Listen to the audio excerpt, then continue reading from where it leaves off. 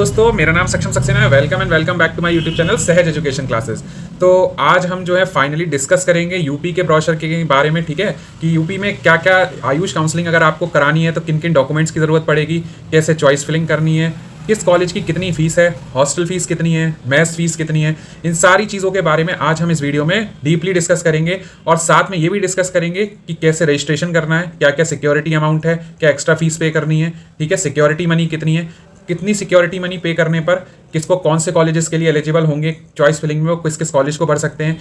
इस पूरे विवरण के लिए हम इस वीडियो में बात करेंगे, ठीक है। तो जो लोग पहली बार इस चैनल पे आए हो वो चैनल को सब्सक्राइब कर देना, ठीक है, टैक्स लगता नहीं है इस वजह से। दूसरा, वीडियो को लाइक कर देना और शेयर कर देना, ठीक है। जो लोग हमसे पेड काउंसलिंग्स लेना चाहते हैं, ठीक, मिनिमम अमाउंट में गवर्नमेंट और प्राइवेट कॉलेजेस के लिए, वो हमसे कॉन्टैक्ट कर सकते हैं। हमारा कॉन्टैक्ट नंबर डिस्क्रिप्शन के लिंक में दे रखा है, ठीक है। और मैं यहाँ पर भी अपना नंबर बता देता हूँ, अगर आपको कॉन्टैक्ट करना है तो आप इस नंबर पर कॉन्टैक्ट कर सकते हैं, ठीक है। और जिनको पेड काउंसलिंग नहीं चाहिए या जो खुद से करना चाहते हैं वो इस चैनल को फॉलो कर लो। इस पे हम सब कुछ बताएंगे, ए से लेकर जेड तक, ठीक है, ए से लेकर जेड तक मैं सब कुछ बताऊंगा। तो आप जो है इसी चैनल पे बने रहो, ठीक है। बाकी किसी को कोई डाउट हो तो गाइडेंस फ्री ऑफ कॉस्ट है, आप इन नंबर पे कांटेक्ट कर सकते हो। काउंसलिंग करानी है तो भी, पेड काउंसलिंग लेनी है तो भी इन नंबर पे कांटेक्ट कर सकते हो, ठीक है। और कोई जेन्युइन डाउट्स हो तो आप कमेंट सेक्शन में डाल के भी पूछ सकते हो, मैं कमेंट में रिप्लाई करने की पूरी कोशिश करूंगा, ठीक है। चलिए आज ये डिस्कस करते हैं हम लोग। यहाँ पर सबसे पहले यहाँ पर दे रखा है फ्लो चार्ट, ठीक है। और इसमें, हाँ, मैं लास्ट में सर्टिफिकेट्स भी बताऊंगा कि कौन कौन से सर्टिफिकेट्स ईडब्ल्यूएस के लिए एप्लीकेबल होंगे, कौन से सर्टिफिकेट्स जो हैं वो आपके ईडब्ल्यूएस के साथ साथ उसके लिए एप्लीकेबल होंगे, ओबीसी के लिए, एससी एसटी के लिए, सारी बातें इसमें करेंगे, ठीक है। और काउंसलिंग की क्या क्या चीज़ें हैं उसके बारे में भी बात करेंगे। तो सबसे पहले जो काउंसलिंग होगी उसकी वेबसाइट क्या है, उसकी वेबसाइट है यूपी आयुष काउंसलिंग upsdc.gov.in, ठीक है। सबसे पहले हम इस पर लॉग इन करेंगे। लॉग इन करने के बाद हमें क्या करना होगा, अपना रजिस्ट्रेशन करना होगा। सबसे पहले लॉग इन करने के बाद रजिस्ट्रेशन करना होगा। रजिस्ट्रेशन में क्या क्या चीज़ें करनी पड़ती हैं, ठीक है। रजिस्ट्रेशन में आपको अपना नीट का रोल नंबर भरना होता है, आपकी सारी डिटेल्स कैप्चर हो जाती है। कैप्चर होने के बाद आपको अपने डॉक्यूमेंट्स अपलोड करने पड़ते हैं। अभी हम उन डॉक्यूमेंट्स की बात करेंगे जो आपको अपलोड करने होंगे, ठीक है। और उनकी डेट क्या होनी चाहिए, उस डेट के बाद के वो डॉक्यूमेंट्स होनी चाहिए, तभी वो वेरिफिकेशन के अंडर जाएंगे, वरना नहीं जाएंगे। दूसरा, रजिस्ट्रेशन फी पे करनी होगी। रजिस्ट्रेशन फी कितनी होती है, 2000 रुपये, ठीक है। 2000 रुपये रजिस्ट्रेशन फी पे करनी होती है। कई लोगों को एक डाउट आता है कि सर हमारा वेरिफिकेशन पेंडिंग में है, ठीक है, वेरिफिकेशन पेंडिंग में। रजिस्ट्रेशन फी पे करने के बाद भी कई लोगों का वेरिफिकेशन क्या करता है, पेंडिंग में दिखाता है। तो पेंडिंग में दिखाने का मतलब क्या होता है, पेंडिंग में दिखाने का मतलब डियर ये है कि आप सिक्योरिटी अमाउंट पे करेंगे तभी आपका वेरिफिकेशन होगा, वरना वेरिफिकेशन नहीं होगा, ठीक है।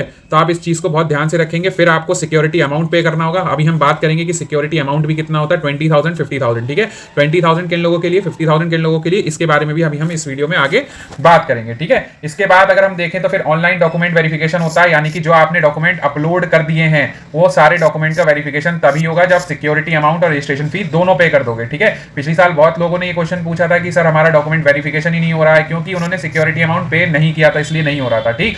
उसके बाद क्या होगा, स्टेट मेरिट लिस्ट आएगी डियर। स्टेट मेरिट लिस्ट के बाद आपको चॉइस फिलिंग और चॉइस लॉकिंग करनी पड़ेगी। कई लोग क्या करते हैं, चॉइस फिल करके चॉइस लॉकिंग करना भूल जाते हैं या करते ही नहीं है, इस वजह से उनका सिलेक्शन नहीं हो पाता है, ठीक है। तो चॉइस फिलिंग करनी है आपको। अगर आप चॉइस फिलिंग के बारे में पूछना चाहते हैं कि प्रेफरेंस लिस्ट क्या है, ये ऑलरेडी मेरे यूट्यूब चैनल पे भी अपलोडेड है, आप पिछले साल की जाके देख सकते हो। बाकी अगर आप हमसे पेड काउंसलिंग लोगे तो पेड काउंसलिंग में ये होता है 1-to-1 कॉन्टेक्ट रहेगा, तो आप हमसे ज्वाइन कर सकते हो और हम आपको सारी चीजों में हेल्प करेंगे, ठीक है। फिर लास्ट में क्या होता है, सीट अलॉटमेंट होता है। सीट अलॉटमेंट के बाद आपको क्या करना होता है डियर, नोडल सेंटर जाना है। नोडल सेंटर के बाद आपको क्या करना है, नोडल सेंटर जाने के बाद आपको वेरिफिकेशन होगा। नोडल सेंटर से आपको अलॉटमेंट लेटर मिलेगा। अलॉटमेंट लेटर लेके फिर वो अलॉटेड कॉलेज में आपको एडमिशन लेने जाना होता है। अभी हम बात करेंगे कि नोडल सेंटर भी क्या होता है और नोडल सेंटर पे आपको क्या करना होता है, ठीक है। और ये नोडल सेंटर आपका कहां पर है।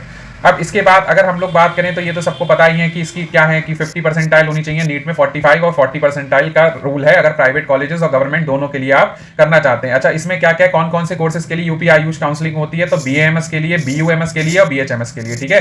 यानी कि बीएचएमएस के लिए काउंसलिंग होती है, बीयूएमएस के लिए होती है और साथ में बीएएमएस के लिए काउंसलिंग होती है, सबको पता होगा, ठीक है। उसके बाद अगर हम लोग बात करें आरक्षण तो सबको पता ही है। देखो रिजर्वेशन की बात कर लेते हैं। तो रिजर्वेशन में क्या है, यहाँ पर जो अनुसूचित जाति के अभ्यर्थी यानी कि 21% SC category, 2% ST category, OBC में 27% और ईडब्ल्यूएस में 10% का आरक्षण है। इसके बाद भी कई लोग सर हमारे पास ये रिजर्वेशन जिसको हॉरिजॉन्टल बोलते हैं क्या क्या है, देखो एक्स आर्मी कोटा, ठीक है। सॉरी, ये तो फ्रीडम फाइटर कोटा है, एक फ्रीडम फाइटर कोटा होता है, ठीक है, जिसमें 2% होता है। स्वतंत्रता संग्राम सेनानी यानी कि फ्रीडम फाइटर, यानी कि जिनके भी parents four father freedom fighter रह चुके हैं उनको ये कोटा मिलता है, ठीक है। भूतपूर्व एक्स आर्मी कोटा, ठीक है, ऐसे लोग जिनके पेरेंट्स एक्स आर्मी सर्विसमैन रह चुके हैं, ठीक है, एक्स आर्मी सर्विसमैन रह चुके हैं, पर आर्मी में नहीं होने चाहिए, एक्स आर्मी होनी चाहिए। एक्स का मतलब आर्मी में या तो रिटायर हो गए हो या आर्मी के दौरान उनकी डेथ हो गई हो, ऐसे लोगों के लिए, या फिर युद्ध में अपंग, अपंग का मतलब ऐसे आर्मी के पर्सन्स या उनके फादर जिनको मतलब कोई भी हैंडीकैप्ड हो गए हो, सेवानिवृत्त मतलब रिटायर हो गए हो, और शहीद का मतलब होता है कि ड्यूरिंग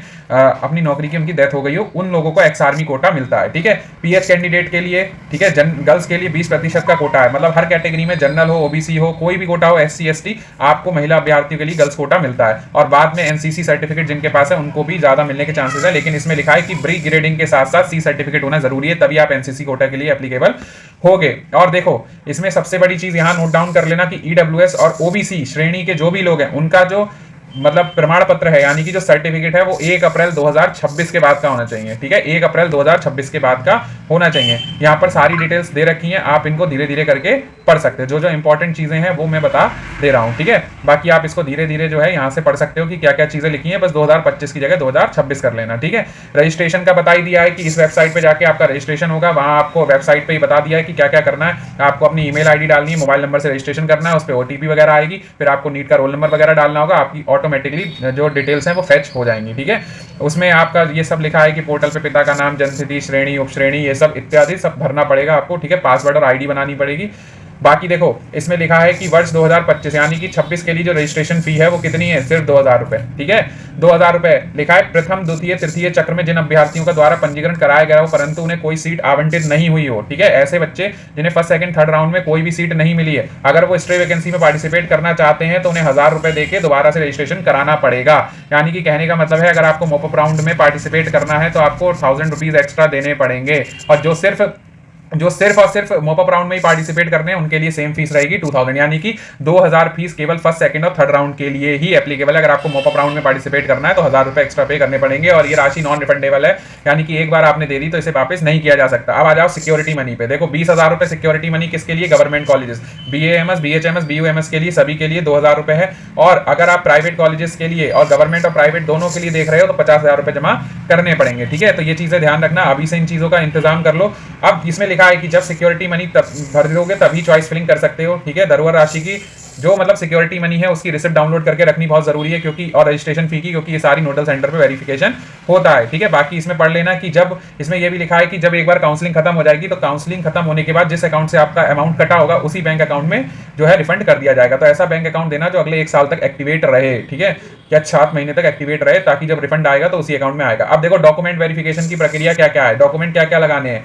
सबसे पहले हाई स्कूल की 10th का सर्टिफिकेट और 10th की मार्कशीट, 12th का सर्टिफिकेट, 12th की मार्कशीट, ठीक है, नीट यूजी 2026 का स्कोर कार्ड, ठीक है। अगर आरक्षण है यानी कि रिजर्वेशन, ओबीसी, एससी, एसटी कोई भी है, ईडब्ल्यूएस, तो आपको यहाँ पर सर्टिफिकेट अपलोड करना है, ठीक है, और वो 1 अप्रैल 2026 के बाद का होना चाहिए। इसमें लिखा है डोमिसाइल सर्टिफिकेट यदि लागू, अगर आपने 10th और 12th यूपी से कर रखी है, अगर आपने 10th और 12th यूपी से कर रखी है तो आपको डोमिसाइल की कोई भी जरूरत नहीं है। लेकिन अगर आपने 10th और 12th में से कोई भी एक चीज यूपी के बाहर से कर रखी है, दोनों यूपी के बाहर से कर रखी है, तब आपको डोमिसाइल की जरूरत है, ठीक है।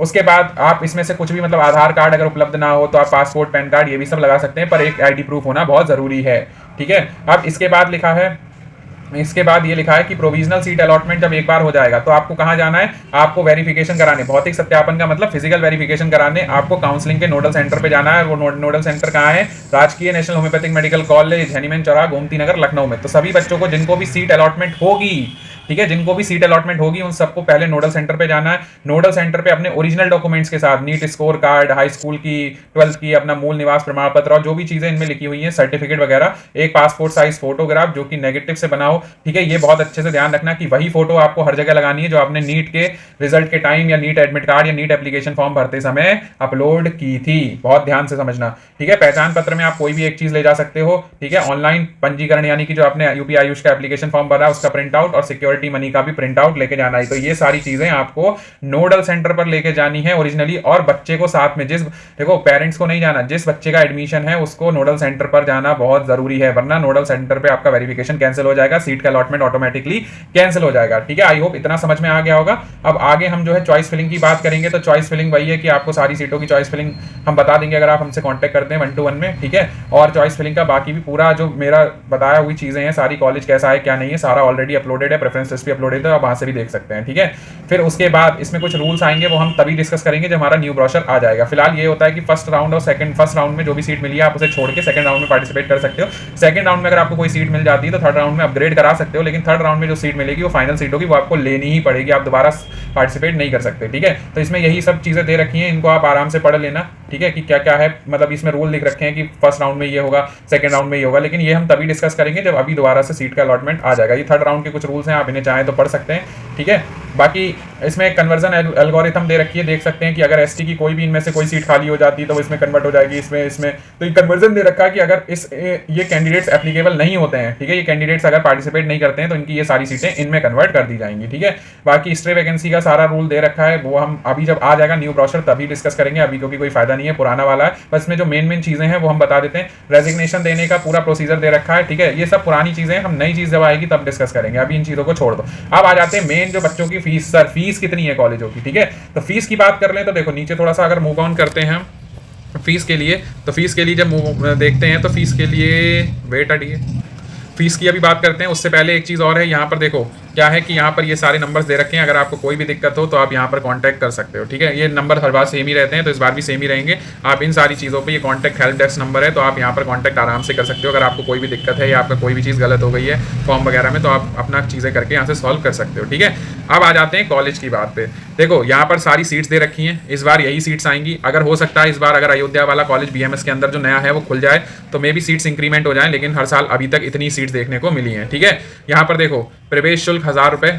ठीक है, यहाँ पर कॉशन मनी 4000 रुपये, यानी कि सिक्योरिटी मनी है, रिफंडेबल है। जब आपका कोर्स कंप्लीट हो जाएगा 5.5 साल बाद तब आपको रिफंड कर दी जाएगी। ठीक है, यहाँ पर 1000 रुपये ये आपको सिर्फ प्रवेश के समय देने, यानी कि ये रजिस्ट्रेशन चार्जेस हैं कॉलेज के अंदर, एडमिशन चार्जेस मान लो। ठीक है, फिर यहाँ पर ये जो सारी फीस है तो आपको 19,000 रुपये फीस जो है वो देनी होगी। ठीक है, 19,000 रुपये फीस देनी होगी। और यहाँ पर आरक्षित श्रेणी, यानी कि जो ये तो जनरल के लिए है, यूआर के लिए, ठीक है, ये जनरल के लिए, पर जो लोग आरक्षित श्रेणी से हैं, यानी कि आरक्षित श्रेणी का मतलब जो लोग ओबीसी, एससी, एसटी, ईडब्ल्यूएस से हैं, उन सब के लिए फीस कितनी है? 14,000 रुपये, 14,000। ठीक, 14,000 ये हो गई, 1,000 ये हो गई और 4,000 ये हो गई।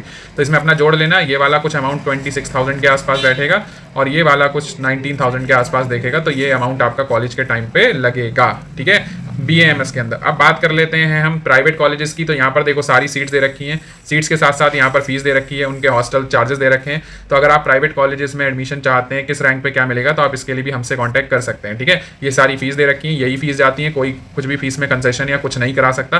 पहले से ही आप सारी सीट्स देख लो, कितनी सीटें इतनी फीस है, तो आप उसके हिसाब से अपना वो कर सकते हो रेडी। ठीक है, ये सारी फीस दे रखी है, कॉलेजों के नाम दे रखे हैं, तो आप जो है इन चीज़ों को आराम से धीरे धीरे मैं यहाँ पर बढ़ाता जा रहा हूँ, इनके स्क्रीनशॉट्स लेके आप आराम से देख सकते हो। ठीक है, इसमें सब कुछ दे रखा है कि कितना जाएगा कॉलेज में, सिक्योरिटी मनी कितनी है, हॉस्टल में कितना है। मैथ्स फीस नहीं दे रखी है, मैथ्स फीस ज़्यादा नहीं होती, 3600 रुपीज़ पर मंथ होती है हर कॉलेज में। ठीक है, तो यहाँ पर सारे कॉलेज हैं, जितने भी कॉलेज हैं आयुर्वेद के, उनकी सारी सीट्स का नंबर और यहाँ पर फीस दे रखी है। ठीक है, किसी किसी कॉलेज में जैसे देखो यहाँ पर सिक्योरिटी मनी नहीं है, शून्य है, तो यहाँ पर सब चीज़ें दे रखी हैं, तो आप यहाँ से देख सकते हो। ठीक है, तो यहाँ पर सब कुछ है और यही चार्जेस आपसे लिए जाएंगे, इसके अलावा कोई भी एक्स्ट्रा चार्ज नहीं लिया जाएगा। टोटल 6208 सीट है प्राइवेट में। तो जो लोग भी अदर स्टेट, राजस्थान हो गए जिनको कॉलेज वहाँ बहुत कम है, मध्य प्रदेश हो गया, जो लोग भी यूपी में पार्टिसिपेट करना चाहते हैं वो हमसे डायरेक्ट कांटेक्ट कर सकते हैं। ठीक है, इन सीट्स पे पक्का जो है आपको एडमिशन मिल जाएगा। ठीक है, और कौन सा कॉलेज प्राइवेट के अंदर अच्छा है ये भी हम आपको बताएंगे।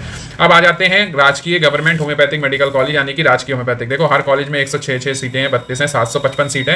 और इस बार जैसा कि अभी दोबारा में देखा है तो अलीगढ़ में और आजमगढ़ में सीट बढ़ के 125 हो चुकी हैं। ठीक है, यहाँ पर सीट्स बढ़ के 125 हो चुकी हैं, तो ये 755 वाला नंबर बढ़ जाएगा, यानी कि इस बार कट ऑफ लो जाने के ज़्यादा चांसेस हैं। तो जो लोग भी बीएचएमएस करना चाहते हैं ठीक है, उनके लिए खुशखबरी है कि सीट्स का फाइनली 110 सीट जो हैं बढ़ चुकी हैं। तो देखो यहाँ पर भी वही है कि 1000 रुपीज़ 4000 रुपये ये आपको सिक्योरिटी है, यहाँ पर 19,000 रुपये वही 14,000, यहाँ पर मतलब पहली बार में आपको 26,000 रुपये कॉलेज में एडमिशन लेते साइन जमा करना होगा। ठीक है, और बाकी जो है यहाँ पर 19,000 रुपीज़ आपको जमा करने होंगे। प्राइवेट की बात करें तो यहाँ पर इतने ही कॉलेज हैं प्राइवेट में। ठीक है, तो प्राइवेट में अगर इतने कॉलेज हैं 330 और यहाँ पर सारी फीस दे रखी है। ठीक है, तो ये सारी फीसेज हैं, यहाँ पर देख लेना। जो भी शुल्क वुल्क हैं वो सुरक्षा शुल्क और जो भी यहाँ पर दे रखे हैं वो सब आप देख सकते हो। 330 सीटें हैं केवल यूपी में प्राइवेट BHMS की। ठीक है, अब यहाँ पर जो फीस वीस की बात तो हो गई हमने। अब यूनानी की बात कर लें तो गवर्नमेंट में यूनानी में 128 सीटें हैं, यहाँ पर वही फीस सेम ही रहेगी लगभग गवर्नमेंट में। ठीक है, तो यहाँ पर 26,000 के आसपास और यहाँ पर लगभग मान लो 19,000 के आसपास अगर आप रिजर्वेशन कैटेगरी से हो।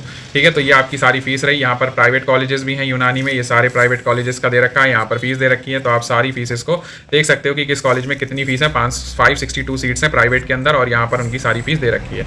ठीक है, यहाँ पर सारी चीज़ें आपको क्लियर हो गई होंगी आई होप, और फीस वगैरह आप देख लेना जो भी है। ठीक है, यहाँ पर मैं आपको सर्टिफिकेट्स दिखा देता हूँ, जैसे कि क्या क्या सर्टिफिकेट्स हैं ये ध्यान से देख लेना। इसी तरीके के सर्टिफिकेट्स होने चाहिए। ठीक है, तो यहाँ पर चीज़ें अभी मैं थोड़ा सर्टिफिकेट दिखा लेता हूँ। जैसे यहाँ पर ये दे रखा है उत्तर प्रदेश राज्य सामान्य निवास संबंधी प्रमाण पत्र, यानी कि मतलब वही है कि आपका वो वाला क्या कहते हैं डोमिसाइल वाला ये है। ठीक है, यहाँ पर चीज़ें दे रखी हैं और यहाँ पर ये निवास प्रमाण पत्र, ये निवास प्रमाण पत्र है, यानी कि ये डोमिसाइल सर्टिफिकेट है। इसको आप ध्यान से देख लेना, ऐसा ही होना चाहिए लगभग। ठीक है, उत्तर प्रदेश के ये यूपी OBC का सर्टिफिकेट है, यूपी OBC का सर्टिफिकेट ऐसा होना चाहिए। ठीक, उसके बाद उत्तर प्रदेश शासन यानी कि पिछड़ी जाति का जाति प्रमाण पत्र ऐसा है। ठीक है, इसे ध्यान से देखते रहना। और ये यहाँ पर ये कौन सा है, ये तो OBC वाला है। ठीक है, अपॉइंटमेंट वाला। और यहाँ पर दे रखा है कि कौन कौन सी जाति हैं जो पिछड़ी जातियों में कन्वर्ट होती हैं, तो देख लेना अगर आप इसके अंतर्गत आते हो तभी आपका जो है वो इसमें हो पाएगा। ठीक है, एनेक्सर 3 में ये अनुसूचित जाति का है। ठीक है, तो इसे देख लेना आप लोग। अनुसूचित जनजाति प्रमाण पत्र का रूप ऐसा होना चाहिए, ये पूरा दे रखा है। ठीक है, ऐसा होना चाहिए। कौन कौन सी जाति आती हैं वो सारी जाति दे रखी हैं। अनुसूचित जनजातियों का भी दे रखा है, तो इसे आप आराम से देख लेना कि आपकी है या नहीं है इसमें। ठीक है, बाकी उसके बाद ये EWS के लिए है। ठीक है, घोषणा पत्र इस तरीके से देना है और उसके बाद जो सर्टिफिकेट आएगा वो कुछ ऐसा बन के आएगा, ये दे रखा है। ठीक है, तो इस तरीके से है, आप इसको आराम से देख लेना अपना और इन चीज़ों के तहत जो है वो आप कर सकते हो। ठीक है, और बहुत सारी चीज़ें और भी हैं जो हम 1-to-1 कॉन्टैक्ट में बता सकते हैं। जैसे कुछ जब आप ऑल इंडिया काउंसलिंग और स्टेट में दोनों में पार्टिसिपेट करते हो तो बहुत लोगों को ये पता नहीं होता कि अगर हम ऑल इंडिया में और स्टेट में पार्टिसिपेट कर रहे हैं तो एक राउंड ऐसा आएगा जब आपको ऑल इंडिया से सीट अलॉट हो गई और आपको स्टेट में भी हो गई तो स्टेट वाली सीट ऑटोमेटिक कैंसिल हो जाएगी। ठीक है, तो बहुत सारे लोगों को ये रूल्स क्लियर नहीं होते, तो जो लोग को भी ये चीज़ें क्लियर नहीं है वो हमसे 1-to-1 पेड काउंसलिंग ले सकते हैं ताकि आपको अच्छे से अच्छा कॉलेज मिल सके, क्योंकि हमें रूल्स के बारे में ज़्यादा नॉलेज है। कई बार पिछली बार ऐसा कई बच्चों के साथ हुआ था कि जिन्हें ऑल इंडिया में बेकार कॉलेज मिला था पर स्टेट से अच्छा कॉलेज मिल रहा था, पर स्टेट का कॉलेज ऑटोमेटिक उनका कैंसिल हो गया था। ठीक है, तो इस बात का बहुत अच्छे से ध्यान रखें। सारे रूल्स जो लोग रूल्स और रेगुलेशंस को फॉलो कर सकते हैं, ठीक है, क्योंकि मेरे इस चैनल पे हर चीज़ अवेलेबल है और आने वाले समय में जितना भी यूपी आयुष काउंसलिंग और ऑल इंडिया काउंसलिंग का स्टार्ट होगा वो सारी चीज़ें आपको इस चैनल पे मिलेंगी। ठीक है, तो आप उसके लिए बेफिक्र रहिए। फिर भी आप अगर काउंसलिंग कराना चाहते हैं तो हमारी पेड काउंसलिंग ज्वाइन कर सकते हैं ताकि आप फ्री रहें, मतलब पूरी तरीके से जो है वो आप हर चीज़ से मतलब ये रहेंगे कि हाँ हमें कोई टेंशन नहीं है, जिम्मेदारी नहीं है, क्योंकि वो काम हमारा होगा। ठीक है, आई होप ये वीडियो अच्छी लगी हो तो चैनल को फिर से मैं एक बार कहूँगा सब्सक्राइब कर देना। ठीक है, आगे आने वाले समय में ये चैनल आपकी बहुत हेल्प करेगा। ठीक है, और गाइडेंस के लिए मैंने जैसे कॉन्टैक्ट नंबर बता ही दिया था तो आप उन कॉन्टैक्ट नंबर पर कॉल कर सकते हो। मैं एक बार फिर से यहाँ पर कॉन्टैक्ट नंबर लिख दे रहा हूँ और डिस्क्रिप्शन में भी दे रखे हैं सारी चीज़ें। इंस्टाग्राम की लिंक है, आप वहाँ से मुझे ज्वाइन कर सकते हो, पूछ सकते हो अपने डाउट्स को टेलीग्राम से। ठीक है, व्हाट्सएप ग्रुप चैनल की लिंक भी दे रखी है, कॉन्टैक्ट नंबर भी दे रखा है, व्हाट्सएप नंबर भी जहाँ से आपको कॉन्टैक्ट है, गूगल फॉर्म्स भी दे रखे हैं, आप वहाँ से भी कॉन्टैक्ट कर सकते हो अगर आपको कोई हेजिटेशन है। 7536809852। ठीक है, कोई भी डाउट हो, गाइडेंस चाहिए हो, कुछ भी हो, आप डायरेक्टली इस नंबर पे पूछ सकते हैं। ठीक है, तो हम मिलेंगे नेक्स्ट वीडियो में, तब तक के लिए bye bye, thank you and take care.